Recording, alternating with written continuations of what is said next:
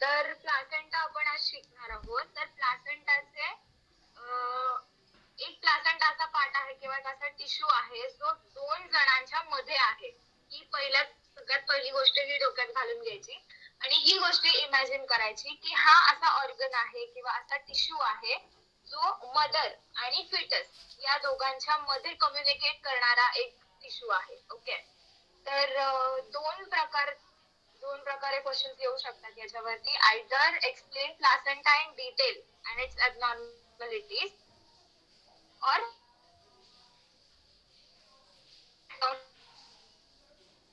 दोन्ही पण आपण करू हवी. कधी पण येऊ शकतो बट 3 मार्क्स 5 मार्क्सचा आहे. काय झालं? आवाज ऐकत नव्हता, मध्ये अडकत होता. आता येतोय का? अडकतोय थोडं. पावसामुळे प्रॉब्लेम आहे मला वाटतं. सगळ्यांनाच प्रॉब्लेम होतो तर तुला म्हणजे तिला आहे बाकी ते बोला. नाही, सेकंड क्वेश्चन नाही ऐकू आला जो सांगितला तो.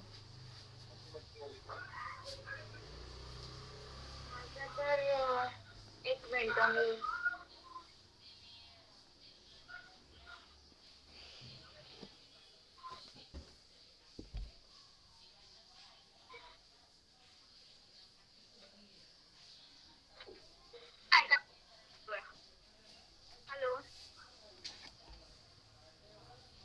मी डिटेल असा येईल प्लासेंटा विथ इट्स abnormalities असा क्वेश्चन असू शकतो किंवा ऍट टर्म प्लासेंटा आपल्याला एक्सप्लेन करायचा. ऍट टर्म म्हणजे काय की जेव्हा डिलिव्हरी होणार आहे, लेबर होणार आहे, ऍट टर्म म्हणजे तीनही ट्रायमेस्टर्स पूर्ण झाल्यानंतर जेव्हा ऍट टर्म डिलिव्हरी होते ना तेव्हा जो प्लासेंटा आपल्याला दिसतो किंवा जो एक्सपर्ट होतो त्याला म्हणतात ऍट टर्म प्लासेंटा. तो पण आपण पुढे बघूयात, पण आधी बेसिक प्लासेंटा पासून सुरुवात करू. येतोय ना आता व्यवस्थित? जर काही अडकला ना तर मला वेळेत सांगा, नाही तर मग मी बोलत जाईल, मला कळणार नाही. ओके? येतोय ना? हो येतो. हा ठीक आहे. तर प्लासेंटा आपण बघत होतो. It is a common organ between foetus and a mother. ठीक आहे. प्लासेंटा हा जो वर्ड आहे हा ग्रीक वर्ड मधून आलेला आहे. प्लासेंटा म्हणजे काय? केक. केक जसा असतो, आपण आता बर्थडेचे केक असं राऊंड शेप मध्ये, आता केकचं एक्सप्रेशन मी नाही देऊ शकत यार, तेवढं अंडरस्टूड आहे. तर placenta is equal to cake असं लक्षात ठेवायचं आणि त्याचा ऍक्च्युअल ग्रीक मध्ये मिनिंग सुद्धा केकच आहे. पण तो केक कसा आपण लक्षात ठेवणार? तो जो केक आहे तो असं मध्ये प्लेस्ड आहे. या साईडला मदर आहे, या साईडला फिटस आहे. तो 2 साईड्स आहेत त्याला, इकडे आणि इकडे. अशी बेसिक गोष्ट लक्षात ठेवायची. त्यानंतर आपण काल बघितलं की कॉर्पस ल्युटियम जो फंक्शन करत असतो प्रोजेस्टेरॉन सिक्रेशनचं, ते पुढे कंटिन्यू करतं ते प्लासेंटा करतं. तर मग ते कधीपासून? प्लासेंटाची डेव्हलपमेंट सुरू होते from 6th week of gestational age to 12th week. म्हणजे in short first trimester end होताना म्हणजे 3 मंथ कंप्लीट होईस तोपर्यंत प्लासेंटाची डेव्हलपमेंट झालेली असते आणि कॉर्पस ल्युटियमचं फंक्शन हे प्लासेंटाने पुढे घेतलेलं असतं स्वतः तो प्रोजेस्टेरॉन सिक्रेट करायचा. सो डेव्हलपमेंट कधी होते? Right from 6 weeks of gestational age to 12th week or randomly at the end of the first trimester. Okay. त्यानंतरचा पार्ट येतो की आता प्लासेंटा फॉर्म कसं होतं. 2 साईड आहेत प्लासेंटाचे. फिजिकली 4 गोष्टी लक्षात ठेवायच्यात आपल्याला. कोणत्या आहेत त्या? 2 surfaces of placenta, 2 components of placenta, 2 circulations of placenta आणि 2 plates of placenta. जे पण आहे ना ते 2 आहे. तर ते कसं आपण बघू. 2 surfaces of placenta very self explanatory आहे ते. एक आहे मॅटर्नल सरफेस, एक आहे फिटल सरफेस. मध्ये केक आहे. केकची एक बाजू मॅटर्नल आहे, केकची दुसरी बाजू फिटल आहे. सो 2 काय म्हणतात त्याला, 2 surfaces of placenta. त्याच्यानंतर गोष्ट येते ती 2 plates of placenta. आता प्लेट म्हणजे काय? ही झाली सरफेस, मॅटर्नल सरफेस आणि फिटल सरफेस. आता त्या केकच्या 2 प्लेट आहेत म्हणजे 2 साइड्स आहेत, पण त्या प्लेट म्हणजे असं सपाट आहेत म्हणून त्याला आपण प्लेट म्हणतो. एक म्हणजे बेसल प्लेट आणि दुसरी म्हणजे कोरियोनिक प्लेट. आताच जे आपण बघितलं सरफेसेस बघितले ते अकॉर्डिंग टू मॅटर्नल आणि फिटल होते, पण आता प्लासेंटानुसार त्याच्या दोन प्लेट्स आहेत, म्हणजे ती प्लासेंटा आहे तर माझ्या दोन प्लेट्स आहेत. एक इकडची आहे ती बेसल, म्हणजे मी बेसला अटॅच होतीये कोणाच्या, मदरच्या, so that is a basal plate. आणि या बाजूला आहे मी फिटसला अटॅच होतीये, पण जॉईन होतात या साईडला मी फिटसला अटॅच होते, so that is chorionic plate. आता त्याला कोरिओनिक का म्हणणार आहे, कारण की त्याचं आपण पुढे त्याचं डिव्हिजन काय आहे किंवा त्याचं मेकिंग काय आहे ते कोरिओनिक का म्हटलं ते तुम्हाला कळेल. सो बेसिक दोन प्लेट, एक बेसल प्लेट, एक कोरिओनिक प्लेट. आता त्या प्लासेंटाचे दोन कॉम्पोनेंट्स आहेत, सगळे दोन दोन आहे. आपण बघितलं, पहिली बघितलं सरफेस बघितली, प्लेट्स बघितल्या. आता त्याचे दोन कॉम्पोनेंट्स काय आहेत. कॉम्पोनेंट्स म्हणजे काय, तो प्लासेंटा ज्याच्याने बनलेला आहे ते त्याचे कॉम्पोनेंट. मग आता तो बेसल साइडला बनलेला आहे डेसिडिवा बेसालिस, आणि कोरिओनिक साइडला बनलेला आहे कोरिओनिक फ्रंडोसोम. ओके, म्हणून मी तुम्हाला आधी प्लेट सांगितलं. प्लेट्स लक्षात राहिले तर त्याचं कॉम्पोनेंट लक्षात राहील. जसं प्लेट्स मध्ये एक बेसल प्लेट होती आणि एक कोरिओनिक प्लेट होती, तसंच त्याचा कॉम्पोनेंट म्हणजे बेसलचा डेसिडिवा बेसालिस आणि कोरिओनिक प्लेटचा कॉम्पोनेंट म्हणजे कोरिओनिक फ्रंडोसोम. हे दोन वर्ड्स तुम्ही लक्षात ठेवले ना, बेसल आणि कोरिओनिक, याच्यावरून तुम्हाला त्याचे कॉम्पोनेंट्स लक्षात येतील. ओके, हे झाले दोन कॉम्पोनेंट्स. आणि शेवटची गोष्ट आहे त्याचा दोन सर्क्युलेशन. सर्क्युलेशन म्हणजे काय की व्हॅस्क्युलर सर्क्युलेशन किंवा ब्लड व्हॅस्क्युलर सर्क्युलेशन हे किती प्रकारे होतं. तर मग obviously placenta is the communicating organ between two mother and foetus. मग आता होतं काय की मदर कडून प्लासेंटाला पहिली गोष्ट म्हणजे सर्क्युलेशन होतं, त्याला म्हणतात युटेरो प्लासेंटल सर्क्युलेशन. मदर म्हणजेच काय, मदरचं युटेरस आहे. मग युटेरस कडून प्लासेंटाला सर्क्युलेशन होतं, that is called as uteroplacental circulation. आणि आता दुसऱ्या बाजूला प्लासेंटा कडून फिटसला सर्क्युलेशन होतं, म्हणून त्याला म्हणतात फिटोप्लासेंटल सर्क्युलेशन. ओके, दोन सरफेसेस, दोन प्लेट्स, दोन कॉम्पोनेंट्स आणि दोन सर्क्युलेशन. परत एकदा मी रिपीट करते. दोन सरफेसेस कुठले, मॅटर्नल सरफेस, फिटल सरफेस. दोन प्लेट्स कुठला, बेसल प्लेट, कोरिओनिक प्लेट. दोन कॉम्पोनेंट्स कुठले, बेसल डेसिड्युअल बेसालिस आणि कोरिओनिक फ्रंडोसोम. त्यानंतर शेवटचा म्हणजे दोन सर्क्युलेशन. इझी आहे लक्षात ठेवायला, फक्त तुम्ही इमॅजिन करत जा मी काय काय बोलते ते. मॅटर्नल म्हणजेच युटेरोप्लासेंटल सर्क्युलेशन आणि फिटोप्लासेंटल सर्क्युलेशन. इथेपर्यंत कोणाला काही डाऊट? कळतंय नाही कळतंय व्यवस्थित? Okay fine.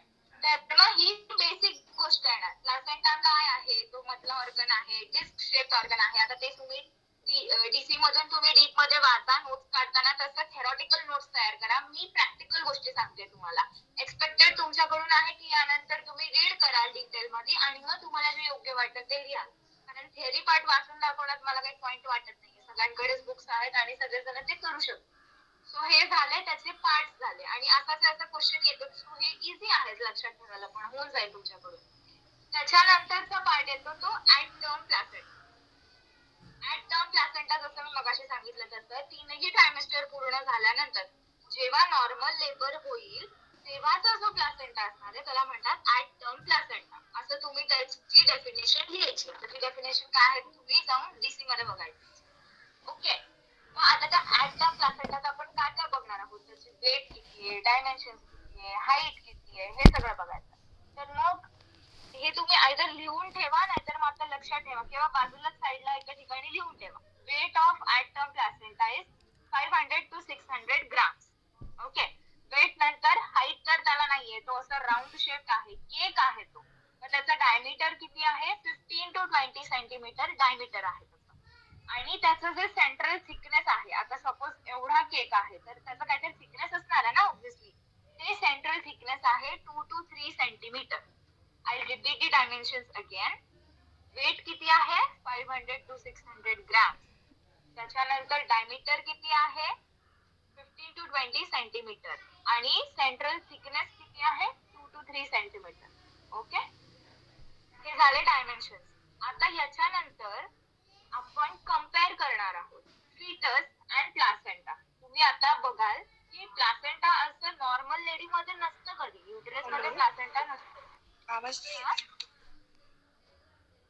सगळ्यांनाच नाही येते का? येतोय ना. येतोय दी. हा मे बी तुला प्रॉब्लेम असेल शरयू. येतोय का आता?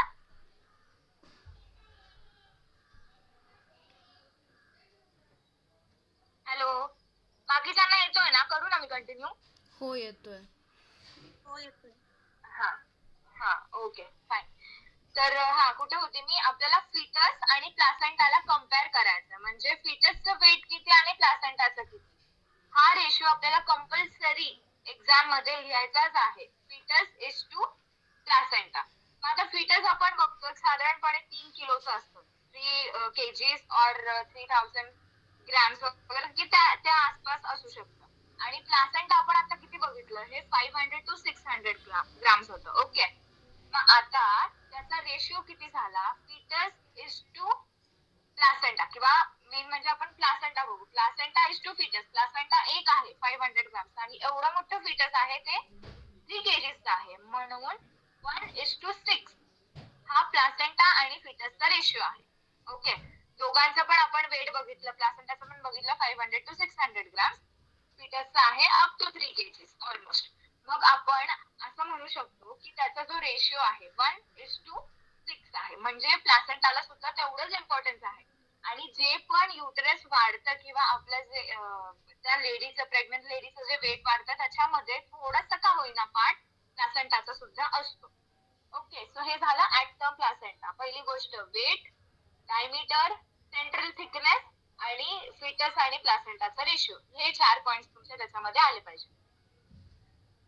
आता याच्यानंतरची गोष्ट येते ती फंक्शन्स ऑफ प्लासेंटा. फंक्शन्स आपण आतापर्यंत ऐकलंच आहे की प्लासेंटा जे पण फिटस ज्याच्यावर अवलंबून आहे तो म्हणजे प्लासेंटा, कारण की तो सप्लाय करतो.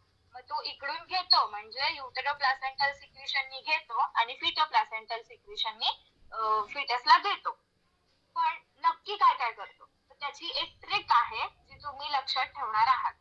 HENRI म्हणजेच हेनरी बी. हेनरी लिहायचं एका साईडला आणि त्याच्या खाली बी लिहायचं, आणि त्याच्या पुढे हे लक्षात ठेवण्यासाठी मी सांगते बरं का, इझिली लक्षात राहावं यासाठी आणि पॉइंट्स कव्हर व्हावे याच्यासाठी. हेनरी बी म्हणजे काय? H इज हॉर्मोनल, म्हणजेच प्लासेंटाचा हॉर्मोनल फंक्शन आहे. आपण कालच बघितलं की प्रोजेस्टेरॉन सिक्रिशनचं काम पुढे प्लासेंटा करतो. सो फर्स्ट झालं प्लासेंटाचं हॉर्मोनल सिक्रिशन, हेनरी मधला H. हेनरी मधला नेक्स्ट काय H नंतर E आहे. ई मध्ये काय? Excretory function. एक्सक्रिशन म्हणजे काय? आता फिटस जे पण त्याचं न्यूट्रिशन चालू आहे तो बाहेरच्या जगाशी एक्सपोज नाही, ऑफकोर्स तो जे पण पाठवणार आहे तो प्लासेंटा थ्रू पाठवणार आहे मदरकडे. मग जे एक्सक्रिशन होतं युरिया, क्रिएटिनाइन, युरिक ऍसिड, जे पण आपल्यामध्ये एक्सक्रिटरी मटेरियल असतं तेच फिटस मध्ये पण असतं, पण ते होणार कशा थ्रू? तर ते प्लासेंटा थ्रू होणार. मग हेनरी बी मधला सेकंड पॉइंट आहे एक्सक्रिटरी फंक्शन. त्याच्यानंतर एन म्हणजे काय? Nutritive function. आता न्यूट्रिटिव्ह म्हणजे सर्क्युलेशन मधून न्यूट्रिशन तर मिळतंच, जे फिटसला जे पण न्यूट्रिशन मिळतं ते फक्त आणि फक्त प्लासेंटा थ्रू मिळतं. न्यूट्रिशन मध्ये काय काय येणार? ग्लुकोज, कार्बोहायड्रेट, त्याच्यानंतर स्टार्च, जे पण मदर खाणार आहे ते सगळे कॉम्पोनेंट्स, अमायनो ऍसिड्स, प्रोटीन, सगळं लिपिड्स, हे सगळं फिटसला मिळणार आहे. कशा through? Placenta through. So third function of placenta is nutritive. HEN, Henry B मधला HEN झालं. नेक्स्ट आहे आर. आर म्हणजे काय? Respiratory function. रेस्पिरेटरी म्हणजे सेल्फ एक्सप्लेनेटरी आहे की जसं सर्क्युलेशन होईल तसं सिंपल डिफ्युजनने ऑक्सिजन जाणार, कार्बन डायऑक्साईड येणार. आता ते कशा थ्रू येणार? लक्षात ठेवायचं, अम्बिलिकस जी असते फिटसची त्याच्यामध्ये 2 आर्टरीज असतात आणि एक वेन असते, 2A 1B. याच्या थ्रू सगळं सर्क्युलेशन घडत असतं. कोणाचं? फिटस. ही गोष्ट खूप महत्वाची आहे. 2 आर्टरीज, स्माइली फेस लक्षात ठेवायचं, असं 2 डॉट्स आणि मध्ये एक खालची एक स्माइल.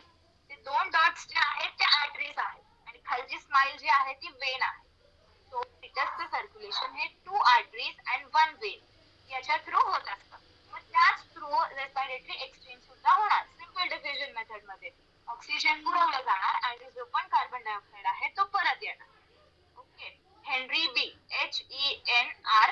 आता आय.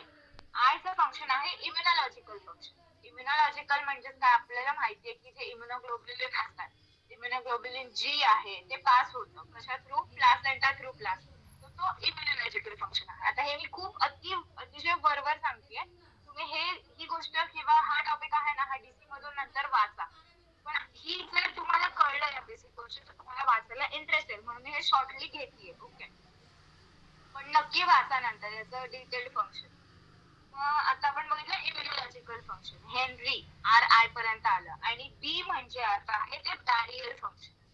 बॅरियर म्हणजे काय की बाहेरच्या वर्ल्डला आणि आतल्या फिटसला जे बॅरियर होत आहे ते झालं बॅरियर फंक्शन. म्हणजे ते प्रोटेक्ट करतंय त्याला, जसं अमनिओटिक फ्लुइड करतं, त्याच्यानंतर त्याचे वरचे मेंबर्स करतात, मेम्ब्रेन्स करतात सॉरी, तशाच प्रमाणे प्लासेंटाचं सुद्धा आहे बॅरियर फंक्शन. सो होप्स तुम्हाला कळलं असेल. हेनरी बी, एच वरून first is H.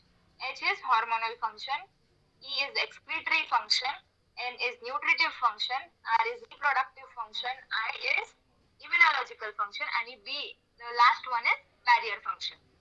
Okay. So इथपर्यंत कळलंय?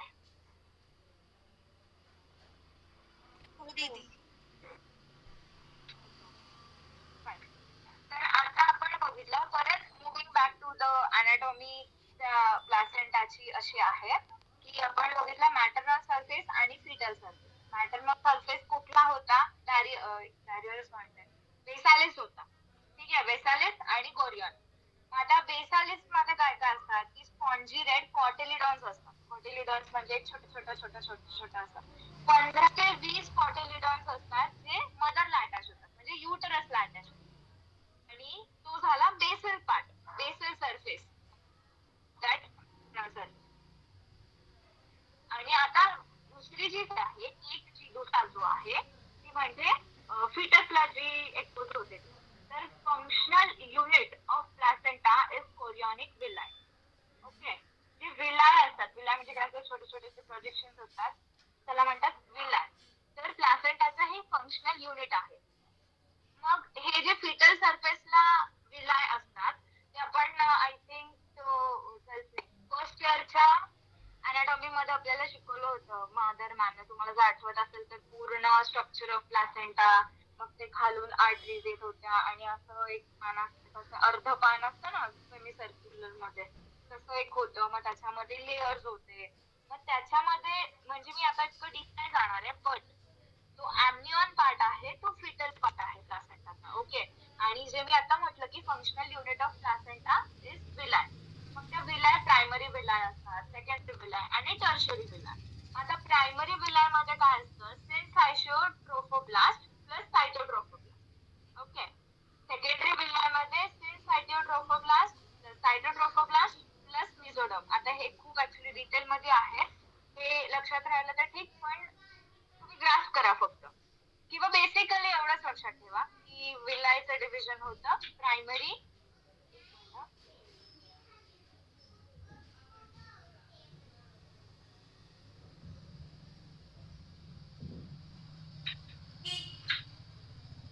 ओके, याचं डिव्हिजन होतं विलायचं प्रायमरी, सेकंडरी आणि टर्शरी. टर्शरी नका लावते, बंद करा. टर्शरी जे असतं ते सगळ्यात जास्त डेव्हलप झालेलं आणि त्याच्यामध्ये सगळं मिळून म्हणजे प्रायमरी, सेकंडरी आणि टर्शरी विलायचं कंटेंट टर्शरी मध्ये असतं with extra foetal blood vessels. Okay, लक्षात आलं? ठीक. नाही आलं, बेसिक गोष्ट लक्षात काय ठेवायची, मॅटर्नल पार्ट आहे, मॅटर्नल पार्टला अटॅच्ड आहे बेसालिस. बेसालिसला काय आहे, 15 to 20 कॉटिलिडॉन्स आहेत, छोटे अटॅच. फिटल पार्ट आहे, कोरियॉनिक पार्ट आहे. कोरियॉनिक आता का म्हटलं इथे, कारण की इथे कोरियॉनिक विला आहे म्हणून त्याला तो पार्ट असतो कोरियॉनिक असं म्हटलेलं आहे. आणि मग तिथे काय आहे, तो ॲम्नियनचा पार्ट आहे फिटलचा. मग ॲम्नियनच्या पुढे काय असतं, कोरियॉनिक विला असतात, which is the functional unit of placenta. मग ते कुठले कुठले आहेत, प्रायमरी, सेकंडरी आणि टर्शरी. बस, विषय क्लोज इथेपर्यंत. आता इथेपर्यंत प्लासेंटाचं सगळं बेसिक हे झालंय. मी तुम्हाला हे दाखवते, डायग्राम दाखवते म्हणजे लक्षात येईल शॉर्ट मध्ये.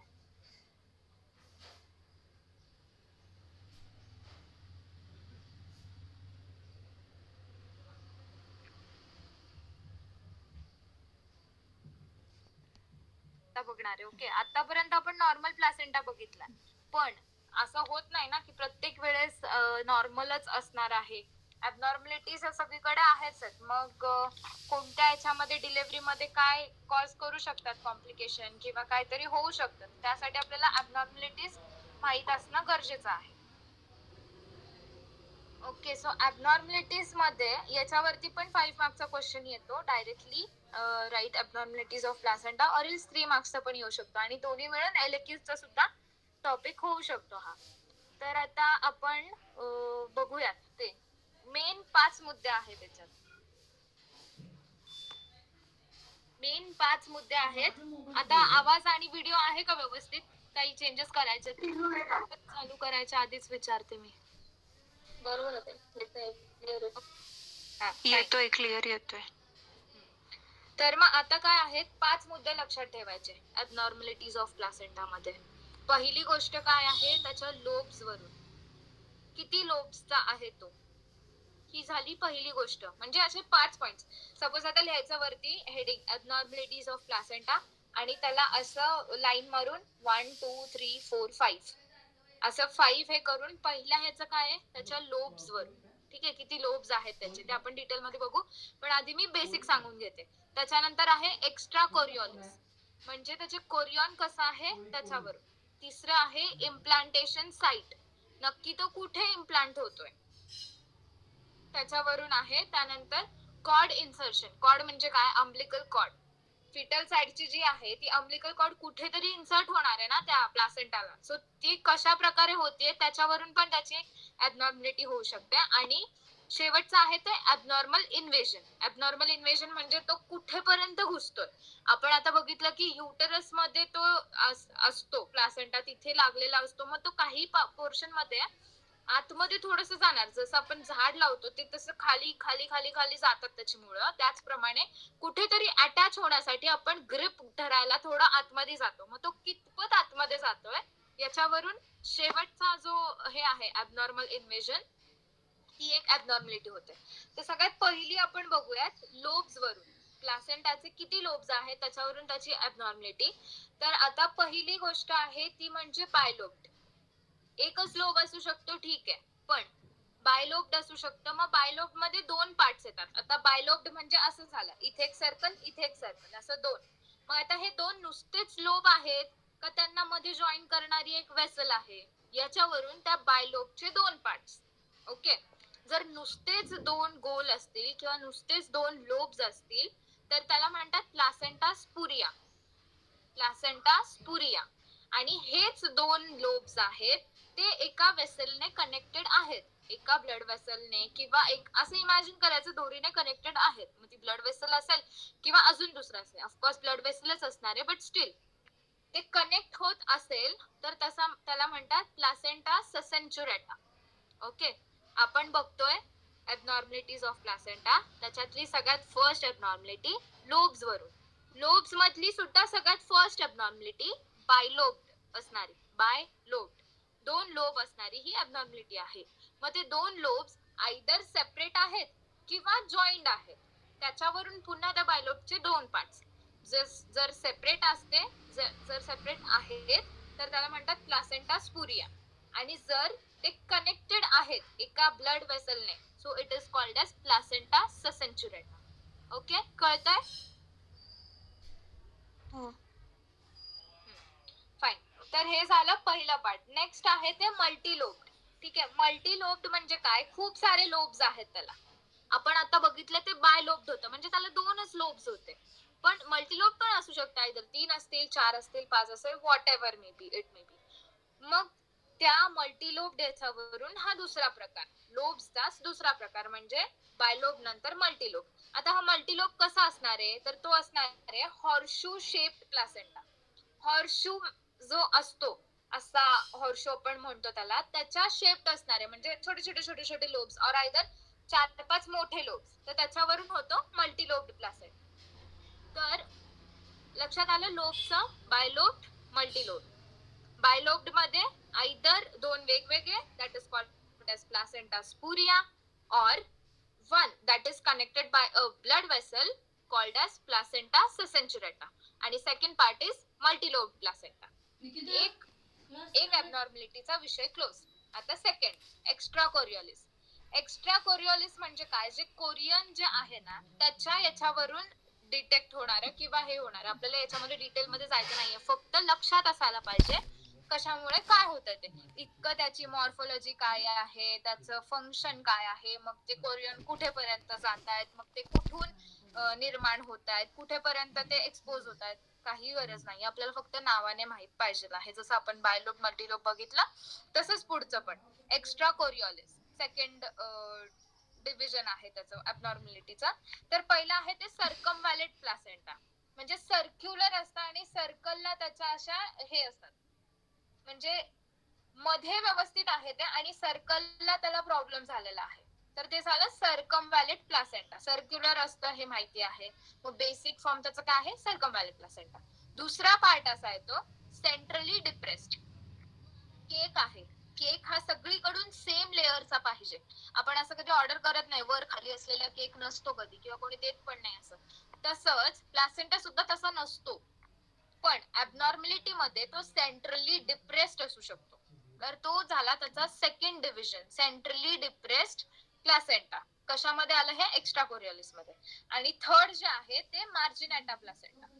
म्हणजे काय की त्याच्यात थिक फायब्रस रिंग असते मार्जिन वरती. सगळ्यात पहिला बघितला circumvallate placenta, which is okay, which is normal. त्याच्यानंतरचा आहे सेंट्रली डिप्रेस्ड, मध्ये खोल गेलेला असा प्लासेंटा, म्हणजे सेंट्रली डिप्रेस्ड प्लासेंटा. आणि जो तिसरा आहे तो मार्जिनेटा, म्हणजे त्याचे सेंटर ओके आहे, बाकी सगळं ओके आहे, पण ज्या मार्जिनला ना त्याला रिंग्स आहेत, तो झाला मार्जिनेटा प्लासेंटा. सेकंड डिव्हिजन इथे संपलं. पहिलं होतं लोब वाला, दुसरं होतं एक्स्ट्रा कोरिओलिस वाला. आता तिसरं आहे इम्प्लांटेशन साइट वाला. आता इम्प्लांटेशन जे आहे तर तो जो प्लासेंटा आहे तो युटरसच्या कुठे एक्झॅक्टली इम्प्लांट होतोय, आयदर अप्पर सेगमेंटला होतोय, लोअर सेगमेंटला होतोय, बाजूने होतोय, एका साइडला होतोय, डायगनली होतोय, नक्की कुठे होतोय आणि किती पार्ट कव्हर करतोय, याच्यावरून ही ऍबनॉर्मॅलिटी ठरते. तर त्याच्या स्टेजेस आहेत, स्टेज 1, स्टेज 2, स्टेज 3 आणि स्टेज 4. आता या ज्या स्टेजेस आहेत मी त्या आज डिटेल मध्ये घेणार नाही, कारण हाच पार्ट येतो एपीएच मध्ये, म्हणजेच अँटीपार्टम हेमरेज. जर स्टेज वाईज प्लासेंटा जिथे जिथे इम्प्लांटेड असेल त्यानुसार ब्लिडिंग होतं, ते आपण बघू. एपीएच झालंय का तुमचं, कोणी घेतलंय का अँटीपार्टम हेमरेज? ते आपण डिटेल मध्ये नंतर बघूयात एपीएच मध्ये. पण हा तिसरं डिव्हिजन झालं इम्प्लांटेशन साइट वर. त्यानंतरचा आहे कॉर्ड इन्सर्शन. आता कॉर्ड जी आहे आपल्याला माहितीये की प्लासेंटा आणि फिटसला कनेक्ट करणारी अशी एक गोष्ट आहे, ती म्हणजे अम्बिलिकल कॉर्ड. आता ही अंबालिकल कॉर्ड आहे, त्याच्यामध्ये मी मगाशी सांगितलं स्माइली फेस प्रमाणे 2 आर्टरीज 1 वेन, 2 आर्टरीज 1 वेन, हे असं एकदम पक्क करून टाकायचं. मग आता ही कॉर्ड कशी इन्सर्ट होतीये, आयदर ती कॉर्ड अशी डायरेक्ट इन्सर्ट होणार, ठीक आहे, हा प्लासेंटल सरफेस आहे आणि हा त्याचा फिटल्सचा पार्ट आहे, फिटल सरफेस आहे, आणि इकडून अम्बिलिकल कॉर्ड येते आणि इकडे फिटसला जॉईन होते. तर ती ही अम्बिलिकल कॉर्ड अशी येते एकदम स्ट्रेट लाईन मध्ये, हॉरिझॉन्टल. तर त्याला म्हणतात बॅटल डोर प्लासेंटा, ठीक आहे, अशी स्ट्रेट जॉईन झालेला आहे ते अम्बिलिकल कॉर्ड. आणि सपोज एखाद्या वेळेस जर असं जॉईन झालं ते, म्हणजे ती जी अम्बिलिकल आर्टरी आहे, अम्बिलिकल कॉर्ड, ती अशी जॉईन झाली, मग अशी आपण बघितलं ती अशी झाली, that is called as battledore placenta. पण ती अशी जॉईन झालेली आहे, पुढे जाऊन ती स्ट्रेट होतीये, पण ती इथे अशी जॉईन होतीये, तर त्याला म्हणतात व्हॅलव्हेंटो प्लासेंटा. ओके, कॉर्ड इन्सर्शन वरून दोन परत डिव्हिजन त्याचे, एक म्हणजे बॅटल डोर प्लासेंटा आणि दुसरं म्हणजे व्हॅलव्हेंटो प्लासेंटा. बॅटल डोर म्हणजे काय, स्ट्रेट जॉईन होते, विच इज नॉर्मल, आणि व्हॅलव्हेंटो म्हणजे अशी जॉईन होते, पूर्ण याला कव्हर करून असं जॉईन होणारा प्लासेंटा म्हणजे व्हॅलव्हेंटो प्लासेंटा. 4 डिव्हिजन्स आतापर्यंत झाले, पहिले lobe, extra chorialis, implantation site, cord insertion, आणि आता जे शेवटचं आहे ते ऍबनॉर्मल इन्व्हेजन. ऍबनॉर्मल इन्व्हेजन म्हणजे काय, मग अशी सांगितलं तसं की जो प्लासेंटा आहे तो एंडोमेट्रियम मध्ये कुठेतरी अटॅच होतोय, मग तो आयदर हे एंडोमेट्रियम आहे आणि हा प्लासेंटा आहे, तो इतपत अटॅच होतोय का त्याच्या एवढ्या आतमध्ये जातोय का त्याच्या एवढ्या आतमध्ये जातोय, म्हणजे तुम्हाला फरक कळतोय, इतकं, इतकं किंवा इतकं.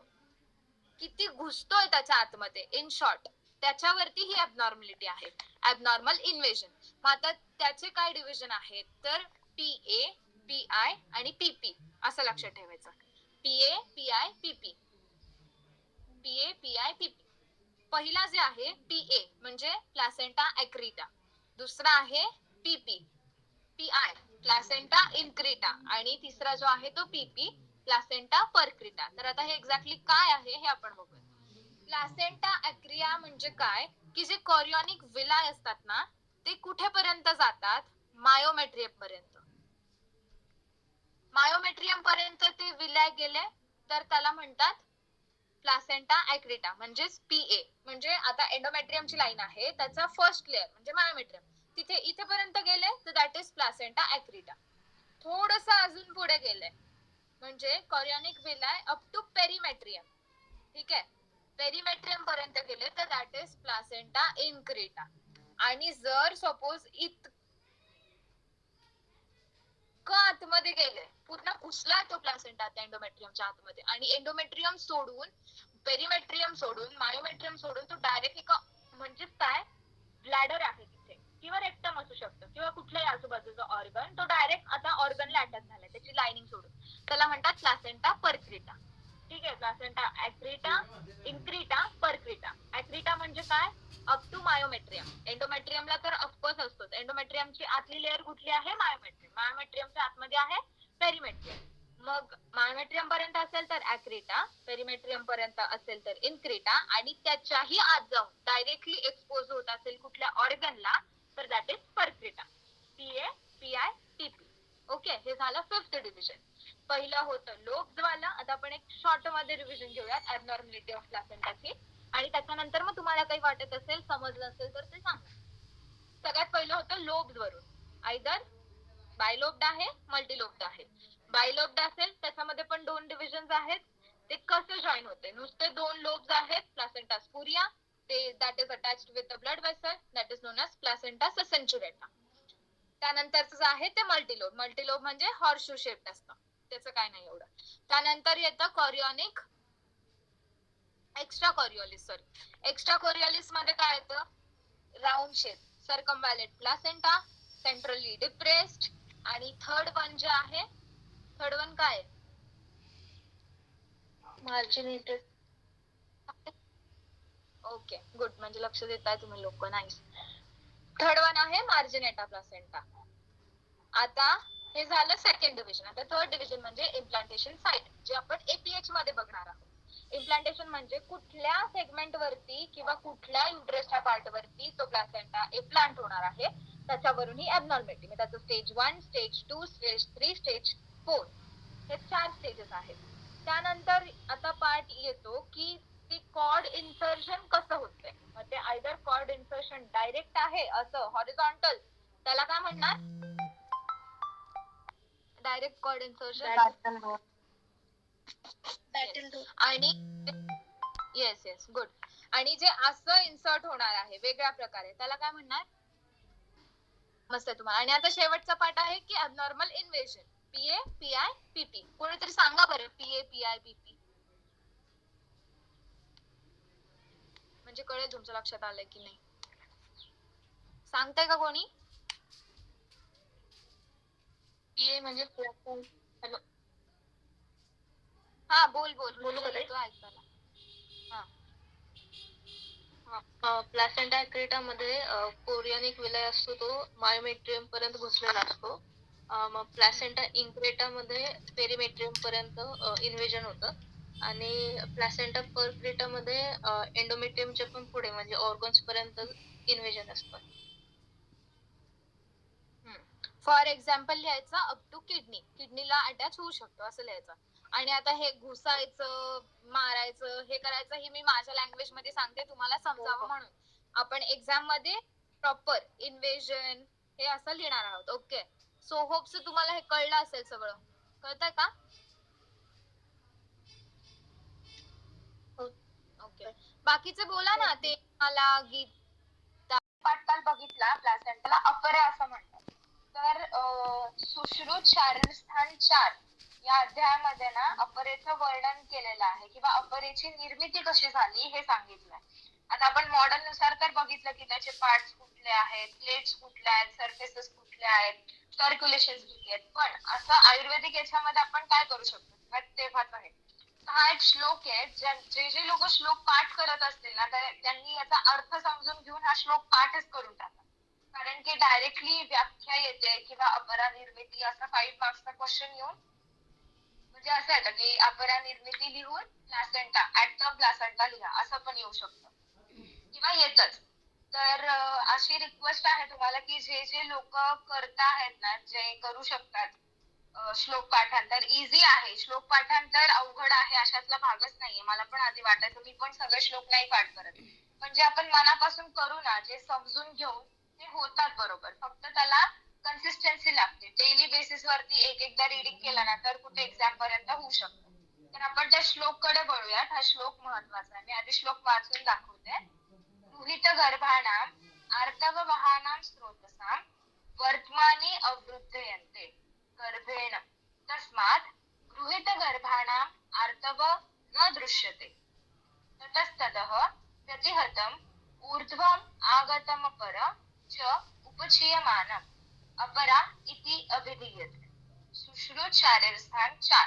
तर आता याचा तुम्ही अर्थ समजून घ्या. आय नो श्लोक रीड केल्यावर जसं मलाही कळलं नाही तसं तुम्हाला पण नसणारच कळलेलं आहे. तर आपण थोडं थोडं पाठ करून त्याचा अर्थ बघूया. आता गृहीत गर्भाणाम म्हणजे जी गर्भिणी आहे तिचं आर्तववहानां स्रोतसा, त्या गर्भिणीचं जे आर्तवह स्रोतस आहे ते वर्तमानी अवृद्धयन्ते, ते स्रोतस अवृद्ध झालेला आहे. म्हणजे जी गर्भिणी आहे तिचा आर्तवह स्रोतस आता अवृद्ध झालंय. कधी? ती गर्भिणी असताना, जेव्हा तिचं कन्सेप्शन झालंय, बीज आणि याचं संयोग झालेला आहे, तेव्हा शुक्र आणि बीजाचा संयोग झाल्यानंतर जेव्हा ती गर्भिणी होते तेव्हा काय होतं की तिचं गृहीत गर्भाणाम आर्तववहानां स्रोतसा वर्तमानी अवृद्धयन्ते, म्हणजेच तिचं आर्तवह स्रोतस हे अवृद्ध झालेलं आहे. मग अशा गर्भिणीमध्ये ते जे आर्तवह स्रोतस अवृद्ध झाल्यामुळे आपल्याला आर्तवच दिसत नाही.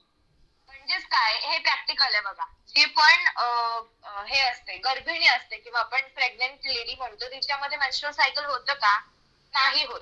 तर हेच आयुर्वेदिक याच्यामध्ये आपल्याला खूप पूर्वी सांगितलेलं आहे की अशा गर्भिणीमध्ये आर्तवह स्रोतसाची अवृद्धी होते आणि तो अवृद्ध झाल्यामुळे आर्तव न दृश्यते. म्हणजे काय की आर्तव दिसत नाही किंवा ते शरीराच्या बाहेर जातच नाही, मग दिसणार कसं ना.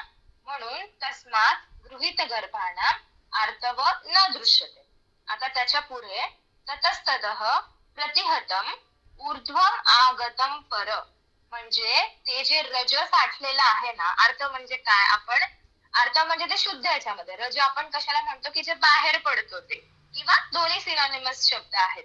म्हणजे जे रज जे साठलेलं आहे, जे अवृद्ध झाल्यामुळे बाहेर पडत नाहीये गर्भिणीच्या शरीराच्या, तर ते काय होतं गर्भाशयामध्ये वरच्या बाजूला जातं. प्रतिहतम ऊर्ध्वम आगतम पर च उपचीयमानम अपरा इति अभिधीयते. म्हणजेच जे रज आता वरच्या बाजूला गेलेलं आहे त्याचीच पुढे निर्मिती होते अपरामध्ये. म्हणजे ते जे अवृद्ध झालेलं रज किंवा आर्तव आपण जे म्हणतो, जे शरीरातून बाहेर पडत नाही, कारण रजस्वला आपण कन्सिडर करत नाही गर्भिणीला, मेन्स्ट्रुअल सायकल चालू नसते, ब्लिडिंग होत नाही, बिकॉज कन्सेप्शन झालेलं आहे. अशा वेळेस जे अवृद्ध झालेला असतो जो आर्तव स्रोतस, जे पण रज आहे ते वरच्या बाजूला जातं, गर्भाशयाच्या वरच्या बाजूला. मग वरती जाऊन काय होणार आहे, त्याचीच पुढे अपरेमध्ये निर्मिती होणार आहे. सो गर्भधारणा झाल्यावर, आपण सुरुवातीपासून बघू नंतर मी श्लोक म्हणून दाखवते, आधी त्याचा अर्थ बघू. गर्भधारणा झाल्यावर त्या गर्भिणीमध्ये आर्तवह स्रोतसाचे मुख अवृद्ध होते. मग अशी म्हटल्याप्रमाणे आर्तवह स्रोतस पूर्ण अवृद्ध होतो आणि रजो दर्शन होत नाही. म्हणजेच काय, रज प्रवृत्ती तिला होत नाही, तर रजो दर्शन होणारच नाही. आता या रजाचं काय होतं, हे वर साठत जातं आणि ते साठवून साठवून गर्भाशयाला चिकटून पुढे काय होतं, त्यापासूनच अपरेची निर्मिती होते. आणि अपरेपासून काय होतं, गर्भाचे आणि गर्भाशयाचे पोषण होते. ठीक आहे, ही झाली अपरा निर्मिती. गृहीत गर्भाणाम आर्तवहानाम स्रोतसा वर्तमानी अवृद्धयन्ते गर्भेण तस्मात गृहीत गर्भाणाम आर्तव न दृश्यते म्हणजे आर्तव दिसत नाही अशा गर्भिणीमध्ये. ततस्ततः तेच आर्तव प्रतिहतम ऊर्ध्वम आगतम परम. प्रतिहतम म्हणजे उलट्या बाजूला जाऊन ऊर्ध्वम म्हणजेच वरच्या बाजूला जाऊन तिथे साठून राहतं आणि च उपचीयमानम अपरा इति अभिधीयते म्हणजे त्याचीच पुढे निर्मिती होते अपरेमध्ये आणि अपरा काय करते तर गर्भाचे आणि गर्भाशयाचे पोषण करते. याचा रेफरन्स आहे सुश्रुत शारीरस्थान 4. ठीक आहे, हे कळलं का अपरा निर्मिती? ऍटलिस्ट अर्थात तरी.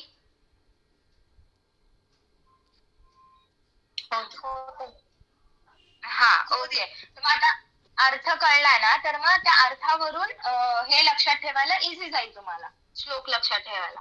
2 दिवस नुसता श्लोक रीड करा. पहिली गोष्ट म्हणजे हे लिहून काढा. नंतर किती जणांनी लिहिलं कालचं प्लासेंटा?